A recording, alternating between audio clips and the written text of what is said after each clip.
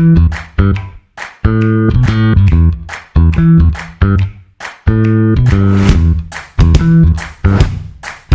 listening to the Common Fan Podcast, a Husker football podcast for the common fan, by the common fan.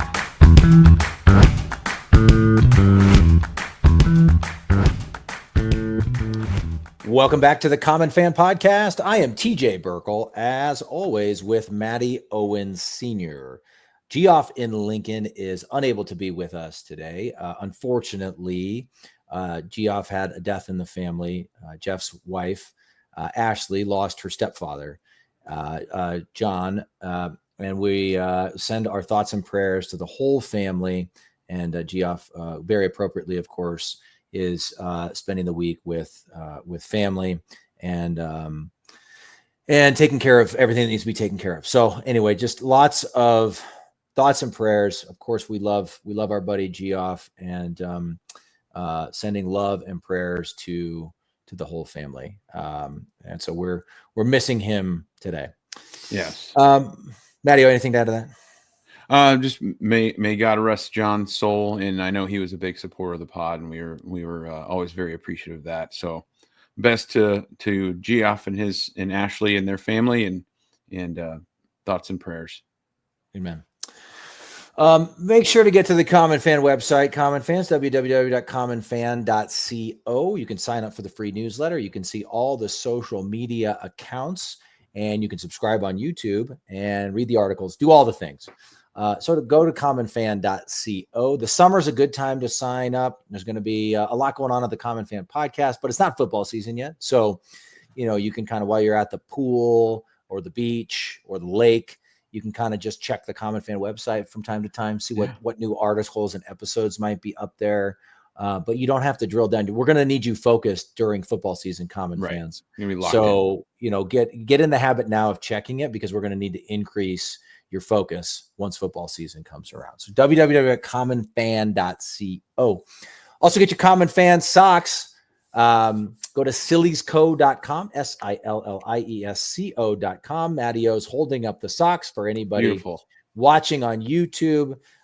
You can get 25% off at silliesco.com using the promo code GBR for life. That's GBR number 4 LIFE, GBR for life. And as we've told you before, they don't just sell Common Fan socks at Silliesco. They sell all kinds of socks. All kinds. Colorful socks, themed socks, all kinds of stuff. You get 25% off any of those socks using the promo code GBR for life. We've kind of got a smorgasbord of items to discuss. Yeah. Matty-O, we've got a plethora of items. A plethora. Yes, I love it. Love the El Guapo reference. Three Amigos. Reference. Yep. Yeah. Yep. There's just, as we always say, there's never a shortage of Nebraska news. Right. And that proved to be the case this week as well. Here's where we're going to start, though. Our dear friends at the Big Ten Huddle. So a reminder for the Common Fans out there, the Common Fan Podcast is the Nebraska representative at the College Huddle, which is a great collection of fan-driven podcasts from different college fan bases. And so Big Ten Huddle is associated with College Huddle. Our dear friends, find them on Twitter at the Big Ten Huddle. Our dear friends at the Big Ten Huddle put out a survey. Apparently they surveyed fans, ranking head football coaches by wrestling ability. Okay. Should I read them all real quick, Matty? Should I read all 18? Yeah. Okay. I think we should. They had Brett Bielema. I was going to say, do we want to start at the top or the bottom? A good point. Like a reveal. I just gave it away, but all right, we'll start at the bottom. Geoff would love this. Punchable face Lincoln Riley is number 18. He's at the bottom of the list. He's just lanky. He's not going to get a lot of leverage. I don't know how much he's like. I don't know how much he's got the heart of a warrior either. Let's be honest. Right. 17, Washington coach Jed Fish. 16 is Iowa coach Kirk Ferentz. You'll get no argument from the Common Fans on that one, except maybe he belonged at 17 or 18. 15 is Jonathan Smith at Michigan State. We'll hold on. We'll give our analysis after this. Yeah. 14 is Barry Odom at Purdue. 13, James Franklin at Penn State. Feels a little low for him. 12 is Matt Rule at Nebraska. I have lots of thoughts on that. 11 is Kurt Cignetti at Indiana, also known on this podcast as Mo Green. The 10 is David Braun from Northwestern. 9 is Ryan Day from Ohio State. 8 is PJ Fleck from Minnesota. Give me a break. 7 is Mike Loxley from Maryland. 6 is Dan Lanning from Oregon. Feels a little high. He's a great coach. Doesn't look like the best wrestler, but who knows? 5 is Luke Fickell from Wisconsin. 4, Greg Schiano from Rutgers. 3, Deshaun Foster from UCLA. 2, Sherrone Moore from Michigan. 1, friend of the program. Well, not really friend of the program, but Bert Bielema, who we've talked a lot about on this program, head coach at Illinois. What are your thoughts, Matteo, on this? Well, I mean, let's start. We'll get into Coach Rule, but let's start at the top with our buddy Bert. Yeah. Bert's a large man. So I think what they gave him the edge for, like, former offensive lineman, large Size. fella. It's a size thing. Yeah. Right. But Bert's not agile. Right. There's other coaches on this list that I think match Bert's tenacity and aggressiveness, but are a little more quick and agile. And athletic and strong. Like if Bert was in shape at one point in his life, that is no longer the case. No, it is not. Right. It is not the case. So, and furthermore, like, I'll go down the list even further. Mike Loxley at 7. Mike's gotten a little older. He's a little more portly than I'm sure he used to be. I mean, again, I'm sure he's tenacious, but there's other guys here. I mean, Sherrone Moore, Deshaun Foster, both seem like they could, and Schiano for that matter. Yeah, Schiano is tough as nails. Yeah, he's tough as nails. You do not want to wrestle Greg Schiano. I could make the case for Schiano at number 1. No, yeah, oh, absolutely. And Fickell's he's a former offensive lineman. He's slimmed down. A lot of people don't realize that he's a former offensive lineman. I don't know. I think he would get the leverage thing. I don't know. Quick thought, going back to Bielema at number 1. I'm just rereading this. Head football coaches by wrestling ability. It doesn't say anything about it being a tombstone eating contest. I think if it's a tombstone eating contest, he's got it for sure. Bert Bielema's number 1 for sure. Yeah, but wrestling ability, I just don't buy that. And here's my thought on Rule. Okay, Rule's number 12. He's probably I would guess middle of the pack in age when compared to these guys. Yep. Probably like middle of the pack feels about right for him, but I'm going to argue that he belongs at least in the top half. There's 18 teams in the Big Ten now. I'm going to argue that he belongs in the top 9, somewhere in the top 9. Let me tell you why. This guy was a walk-on at Penn State. Okay. And that was Joe Paterno. That was a national championship caliber team that he was on in 1994. Of course, they didn't win the national championship. No, they did not. We know people forget the Nebraska Cornhuskers won the national championship in 1994. In case anybody forgot, we'll remind you of that. But so I think Rule's just got some scrap to him. He's got some fight to him. I would make the case, he definitely belongs ahead of PJ, who's listed at number 8. Yeah. This isn't a used car selling competition. I'm not sure why PJ is in the top half. Your point about Loxley is a good one. Although I bet Loxley's got more fight than a lot of these guys. He probably does. Loxley's got he's you got if you're gonna be the head football coach at Maryland, you got to have a lot of fight. Yeah, exactly. And like Lanning's a really good coach. He's building a monster at Oregon. He doesn't have size. He doesn't. I don't know. I'm not sure. I see him in the top 6. He's number 6 on this list. If anyone, I would put Rule ahead of a lot of these guys. I think David Braun maybe could get moved up a bump or 2. I mean, he seems like he's a younger guy. Yeah, younger fella. Athletic. Coach Rule. I think back to Coach Rule. I think Coach Rule is sneaky athletic. You see him and you're like, oh, I don't know, that guy looks like you.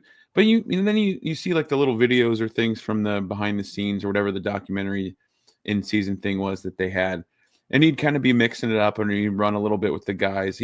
I think he's fairly sneaky athletic. Yeah, I don't know if he's a wrestler, but to your point, walk on sneaky athleticism, he's too low at 12. Yeah, here's what I think for sure. Sherrone Moore, Deshaun Foster, and Greg Schiano, those are 2, 3, and 4. Those guys, I think, all belong in the top 5. And I would probably put them actually as 1, 2, and 3 in some kind of order, because Moore and Foster are younger guys, athletic. Schiano will just looks eat like your face off. Yeah, exactly. And so I think those 3 are the top 3, and then it kind of gets wide open. The Bielema thing is solely based on his size, I'm convinced. Yeah. And then it's kind of a free for all. Again, PJ Fleck doesn't belong in the top half. No. Braun, I would argue Braun and Rule do. I don't think Lanning belongs in the top half. But this is a fun little exercise from our friends. That's good. That's good off-season content right there. Good It job. sure Big Ten is. Huddle. It sure is, Mattio. All right. So, we got through spring ball, Mattio, and kind of thought that at least be quiet for a week. But of course it's not. Mhm. Right? No. Of course it's not. So Scott Frost gave an interview. By the way, Frost's contract numbers are out. This episode will air Monday. We're recording the week before, though. So his contract numbers came out this week. So as of this, once you're listening to this recording, it'll be last week. I think it was a 5-year, $22 million deal. So about $4.5 million a year, just under that. So, but I bring up Frost because he gave an interview to ESPN. And he talked about how much he loves coming to UCF, coming to work every day. He loves being back. And he has this quote: "We get to practice with palm trees and sunshine, and we're playing big time football. But it's also just not the constant stress of the meat grinder of some other places." End quote. And then the author, not Frost, says meat grinder of some other places. That's in italics. Might he mean a place such as Nebraska? Clearly, he put that question to Frost because then now in quotes again, "You can think what you want," Frost said. "One thing I told myself, I'm never going to talk about that. It just doesn't feel good to talk about. I'll get asked 100 questions. This is about UCF. I just don't have anything to say." I assume he means anything to say about Nebraska. A little further down in the article, friend of the program, Josh Peterson, tweeted a screenshot of this part of the article. He talks about how he was so happy at UCF before. I had always told myself I wasn't going to leave here unless there was a place that you can legitimately go and win a national championship. It was a tough decision because I didn't want to leave regardless of which place it was. Indeed, Frost maintains he was always happy at UCF, but he also knew returning to Nebraska would make others happy too. Quote, "I think I kind of knew that wasn't best for me. It was what some other people wanted me to do to some degree." End quote. What do you think about this, Matteo? Well, my initial gut reaction is it pisses me off. I just don't get Scott makes it seem like he didn't want to do it, but he had no other choice. Like there's a gun to his head. Yep. And somebody's saying, if you don't go back to Nebraska, you're dead. I don't know what that's all about. And maybe there's things we don't know, but it just seems like he doesn't want to own up to that. He just didn't do good enough here. Yeah. And right. he's making excuses or not even making excuses. He just flat out refuses to talk about, which I don't, the way I was raised is you own up to your mistakes and you're okay to talk about it. It's not something I don't get that part about he doesn't want to talk about it and all that. And then he's making these I don't know, side jabs at Nebraska. And I just don't see why it's necessary. Yeah. And it reminded me, it was earlier this year, I think, maybe when he got the UCF job. I think it was one of those first press conferences when he got the UCF job. And he made that other comment about that other place I was at. Like he can't even say the word Nebraska, right? Yeah. And I've talked about this before. We've talked about this. I know, like you look at Twitter comments, many Husker fans feel very harshly toward him. And I'm just not in that camp. And I'm sorry if that pisses you off. And I respect people who do feel that way and feel that anger because he never lived up to expectations in Lincoln. But it is complicated. Like I've told, this is the example I used before. Ever since he started coaching, like I knew when he was a wide receivers coach for Chip Kelly at Oregon, then he's their offensive coordinator. He's one of the hot coordinator names. Then he gets the job at UCF. I remember suddenly I was very interested in how UCF did in football. Right. And then of course it all came together and he came to Nebraska and it seemed so but now I find myself seeing a headline about, it doesn't have to be related to Nebraska. And I want him to do well. I find myself wanting him to do well there. I have mixed feelings. I'm very frustrated with how it went. So anyway, I'm just saying I am torn on this. He's a Husker legend as a player. Those were prime teenage years for us, Mattio. Those 94, 95, 97. I think we were 12, 13, and 15, which is the perfect years to be experiencing your college football team being great. So it's just hard for me to separate the Husker legend that he is from everything else. But I just find myself saying, like, would it be so hard? Like, it comes across like, one, he had, like you said, like he was forced to do it. Two, he didn't really want to do it. And three, the results were somehow outside of his control. Right. Right? Like, that's how it comes across. It comes across like he doesn't want to own up to it or take any responsibility for it. And I think the other thing is, it comes across like he's bitter about it. And it's like, and maybe he's gonna live in Orlando and raise his kids in Orlando and never ever set foot in the state again. And so maybe this is a Husker fan problem more than it's anything else. Like, maybe he's just done, and like, that's it. And he doesn't feel like he needs to explain it to anyone. I just find myself like, would it be so hard to say, hey, I love Nebraska. I grew up there. I'm so proud to be the starting quarterback of the last national championship team at Nebraska.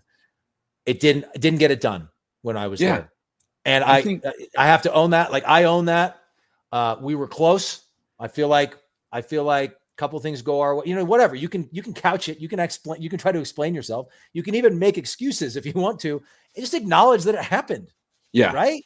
Just acknowledge that's the thing that it happened. I think for me and thousands of other Husker fans who are angry about it, it's exactly that. If he were to come out and say, listen, it's my alma mater. I really wanted to make it work. He would say, I wanted it to work. He hasn't even said that. Yes. And we didn't do well enough, and own it. Now, and then say, I don't really want to talk about it other than that.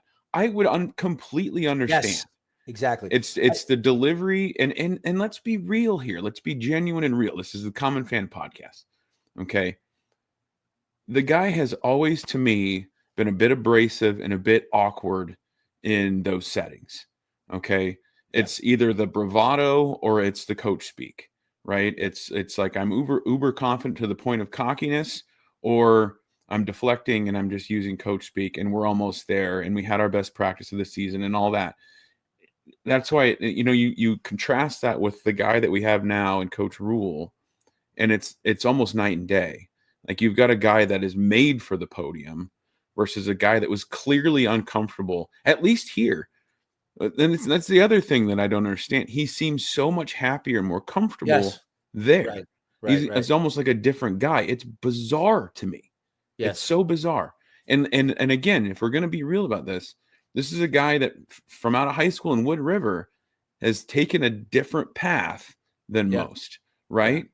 It's like there's always kind of like something. So, first goes to Stanford, and then, then he transfers back here. And then I know he got the crap kicked out of him, which earned my respect and a lot of others, coming back, taking a beating in practice, and then, eventually win a national championship. But he's always had something that just seems like a chip on his shoulder, or it seems like he feels the need to deflect or make excuses or not own up to these things. And it's just, I don't know, it's weird to me.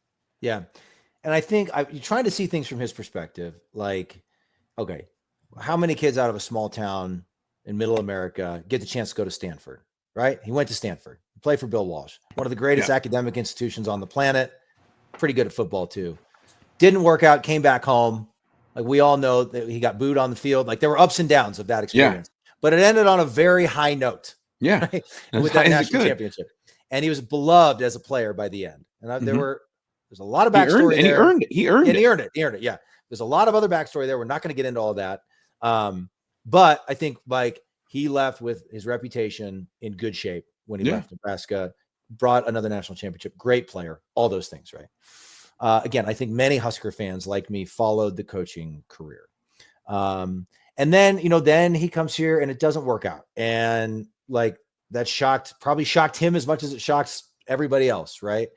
So like you said, there's probably more to the story. I can understand how it's hard. I can understand how you might not want to go there, but I think going back to the point about the bitterness, everybody wanted you to succeed here. Yeah. Like, the entire state, the entire fan base was behind you. Right. And so maybe like he sees Twitter comments, which are not always charitable nowadays. Right. And there were lots of rumors about his personal life, some of which undoubtedly are probably not true. Right. Everybody thinks they know. Very few people actually know. Right. And so we're not going to go like, we don't know. No. But like almost certainly some of the stuff that gets thrown out there, probably not true. Right. So that probably all wears on a guy. I totally get that.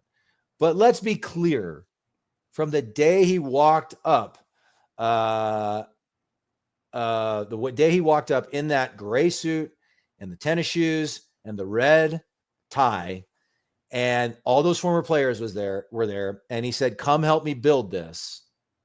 Like the entire state, the entire fraternity of former players, the entire everything was behind him, right?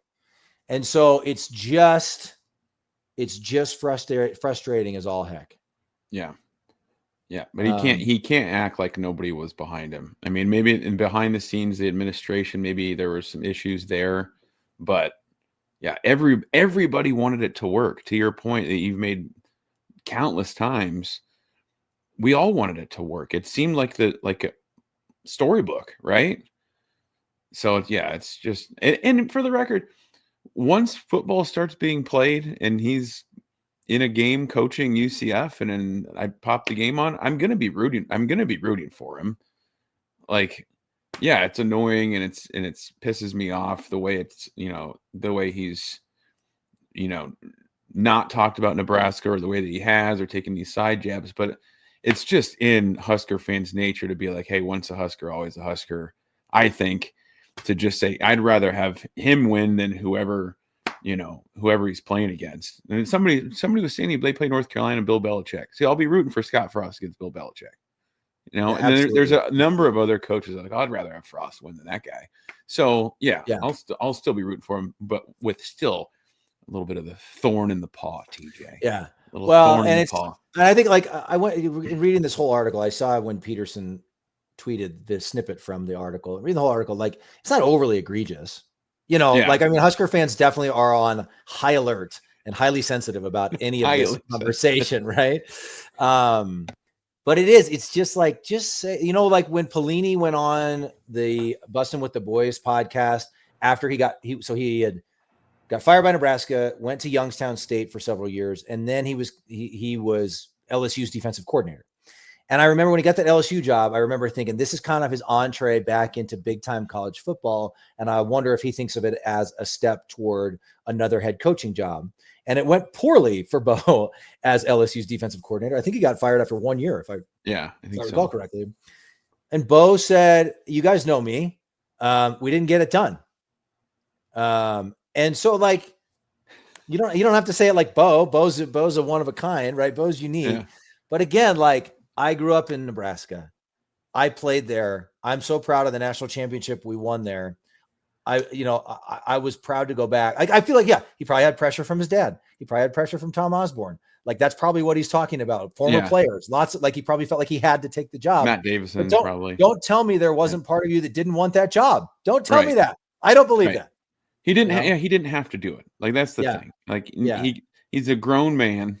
Like, he could have said, you know what? No, we just had a great season here at UCF. I want to stay here and see what we can do. He didn't have to do it. This isn't Russia, is it, Danny? It's not Russia. It's not Russia.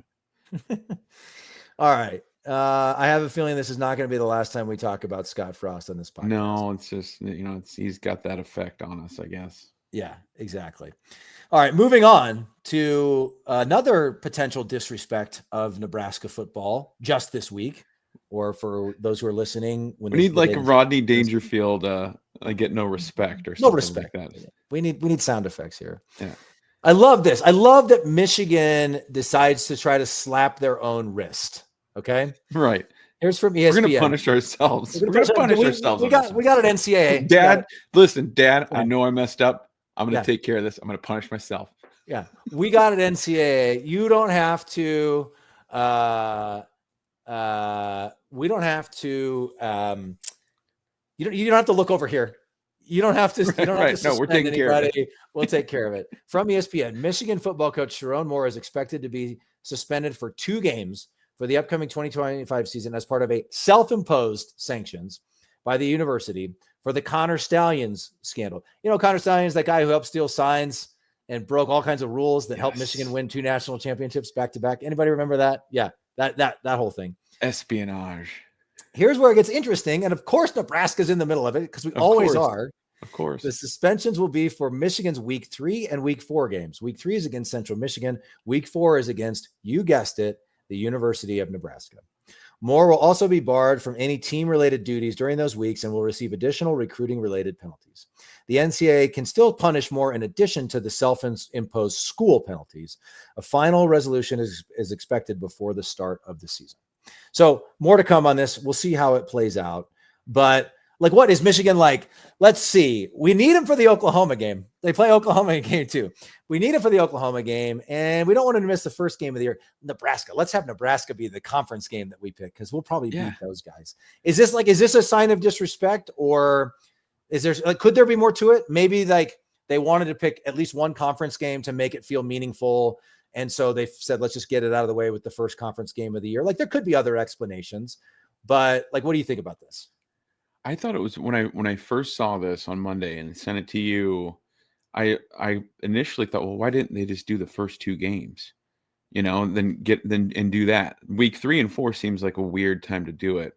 And then the other part was, why back-to-back games? Why not do one, week 1 and then week 3, or week 1 and week 6, So that part was weird. So it feels a little bit like, hey, let's pick these 2. Like you said, it's one non-con.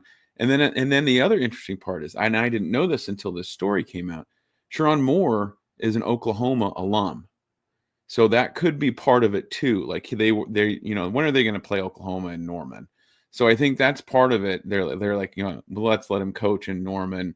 We'll have him coach the season opener, because that would be I don't know. Season opener, you think is that a bad look? Is it going to be, there's not a lot going on in week 1. Is it going to be too big of a story on game day and all that in week 1?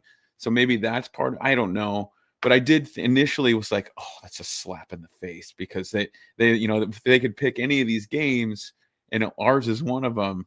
It kind of feels like the fanatic part of you feels like, oh, they think they can beat us without him. That's what they're doing. Right. That's what you can't help but go there a little bit and think like, yeah, they're disrespecting us because they think they can win without their head coach. Yeah. So right. Yeah, so we'll see. I mean, it's going to be interesting, and then it's going to end up being a big story that week too, right? Like it's not going to be like you're talking game prep, or that's a good point. That's going to be annoying. That's going to be annoying. Yeah. And then the really gross part, and this is what Geoff would bring up. I'll bring this up in absentia for Jeff, is he would say something like, well, it would be just really our style to lose to Michigan without their head coach. So I'm not saying that will happen, but that's something Jeff maybe would bring up. Yep. But we cannot let that happen. It's not going to happen. Yeah. Right. That's a really good point, Matty-O. If this holds, like maybe the NCAA will be like, you are suspended for 10 games in 2026 or something. I don't who knows if this holds, that will dominate the conversation, and it'll be super annoying.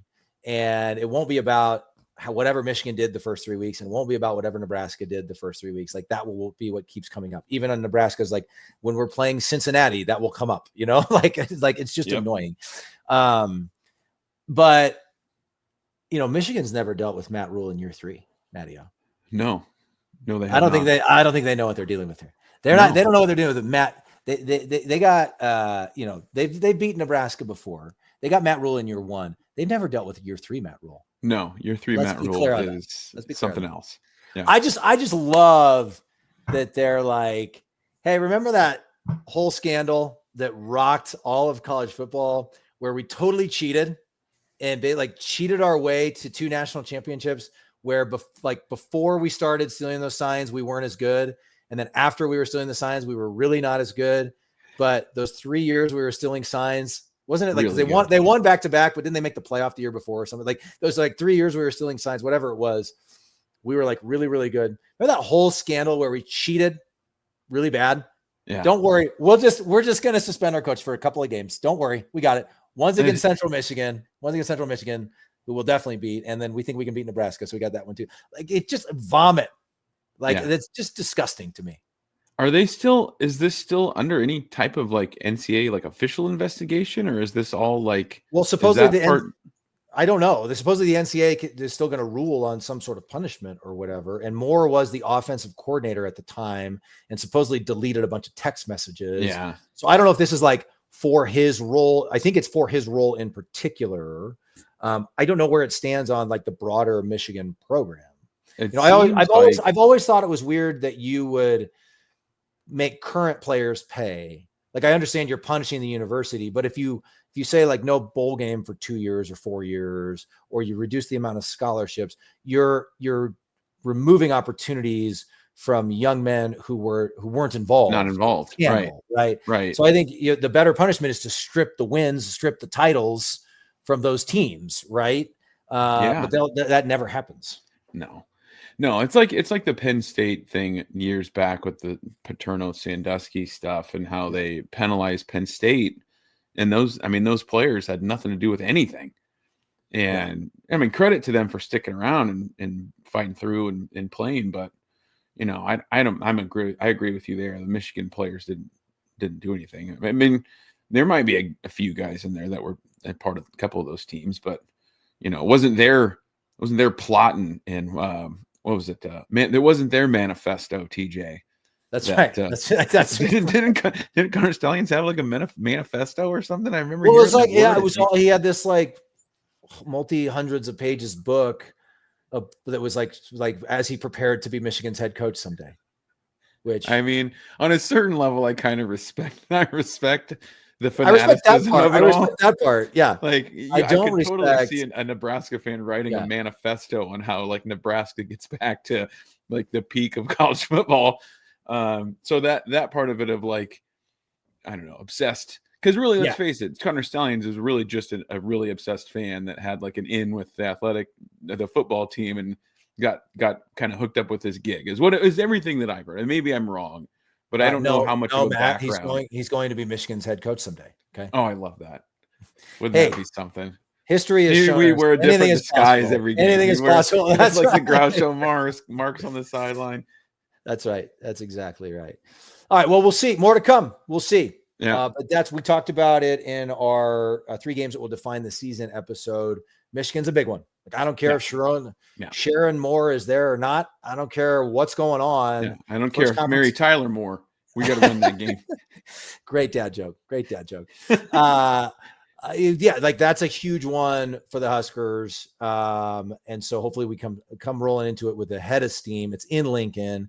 Hopefully we're 3-0, and just more to come, all this other nonsense. You know who's not worried about suspensions and violations? Matt Rule and the University of Nebraska. That's right. That's who's not worried about that stuff. That's right.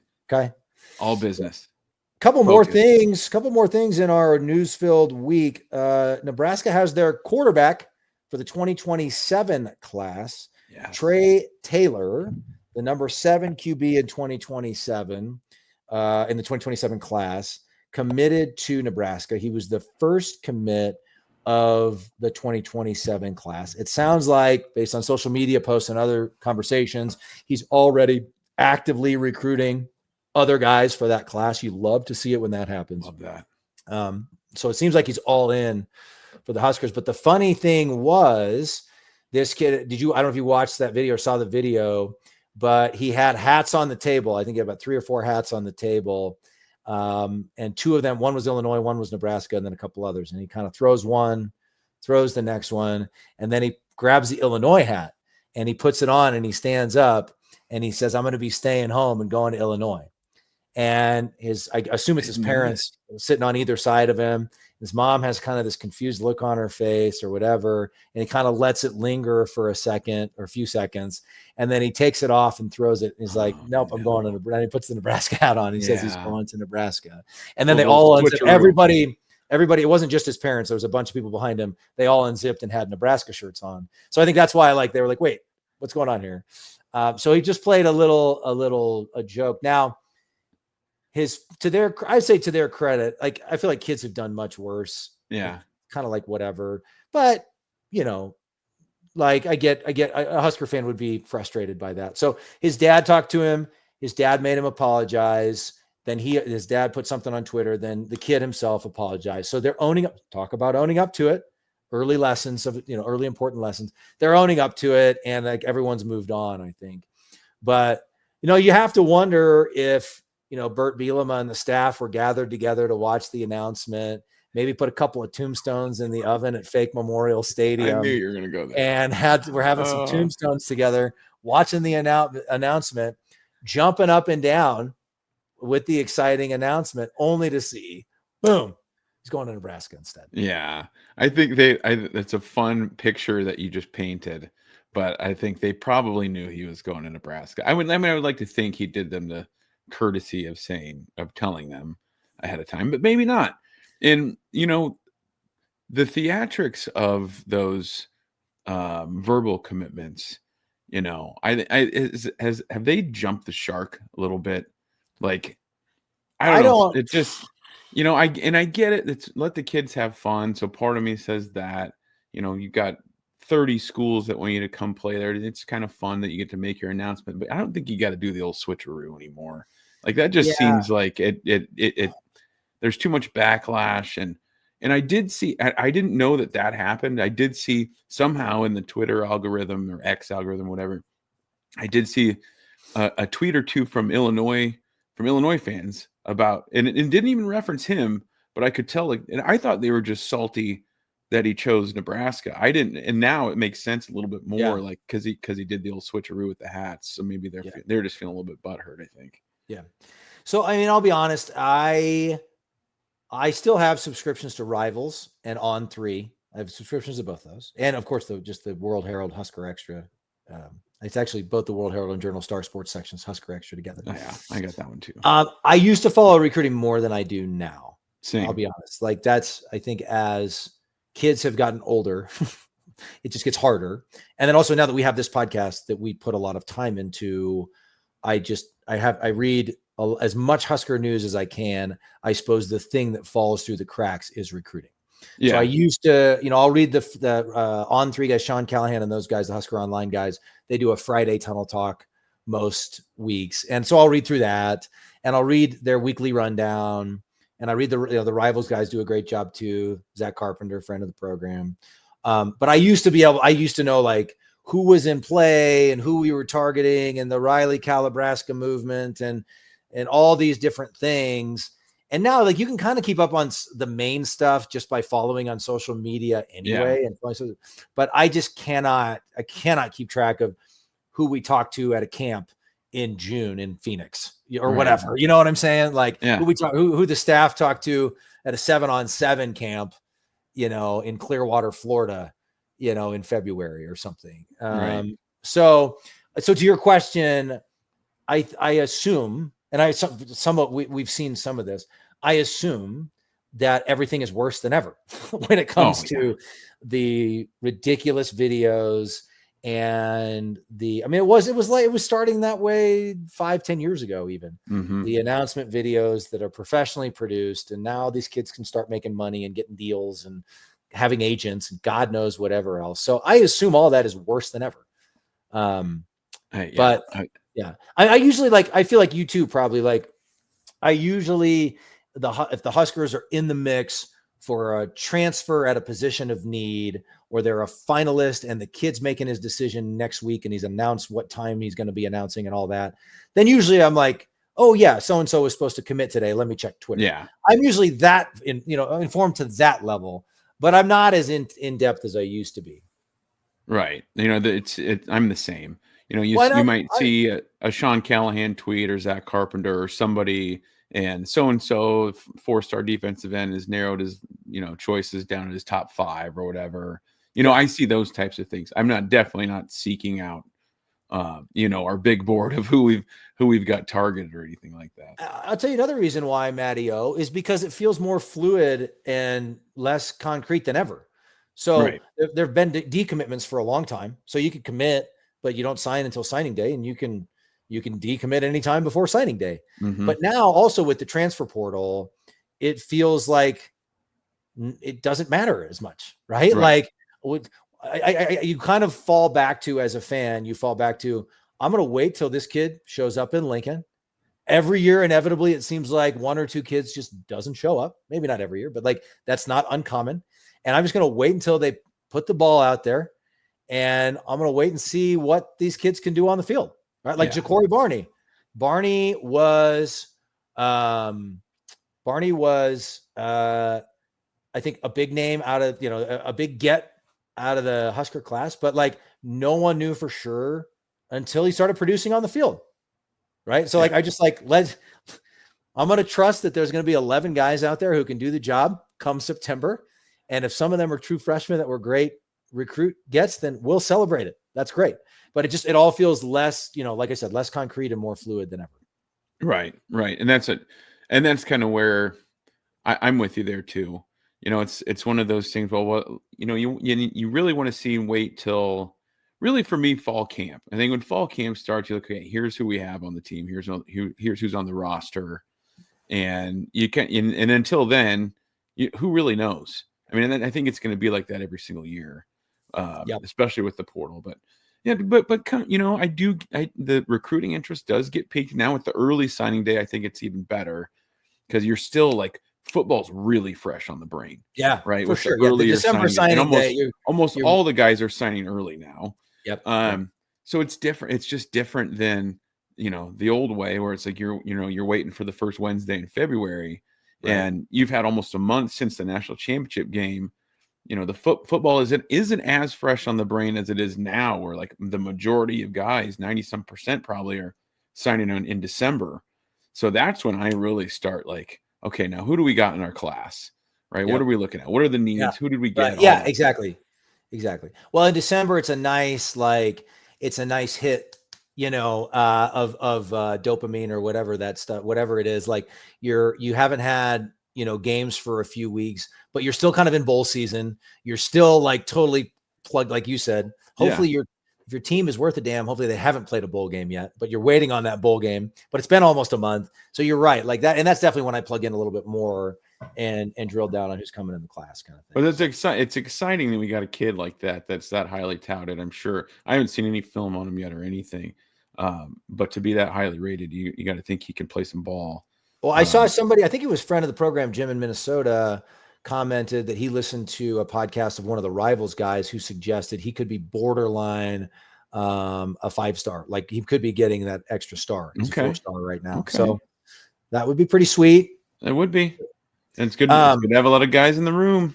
That's right. This is funny. You're going to get a kick out of this, Matty-O. We are recording this, again, as common fans know, we record in advance. We're recording this shortly after the new Pope was selected. Just got a text from one of our mutual friends, Matty-O.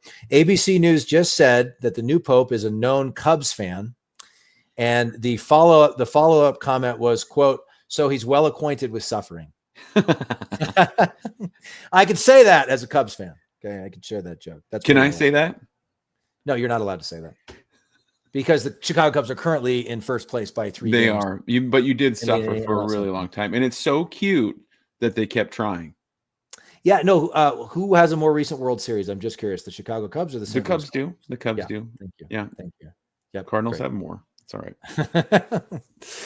All right. Anything else to add, Matty-O? That was a smorgasbord, as we said at the beginning. That was fun. It felt like I didn't expect to have this much to talk about this first here in early May, but here we are.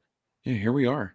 Like you said, there's always something, Yep. and these stories in the off season just feel a little bit bigger than they would, closer to the season or even in the season.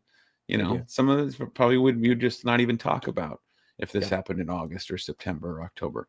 But it's fun. It's fun to have these things going on. It is. And we're marching toward football season. We are. Another week closer. That's right. All right, common fans. Thanks for hanging with us once again.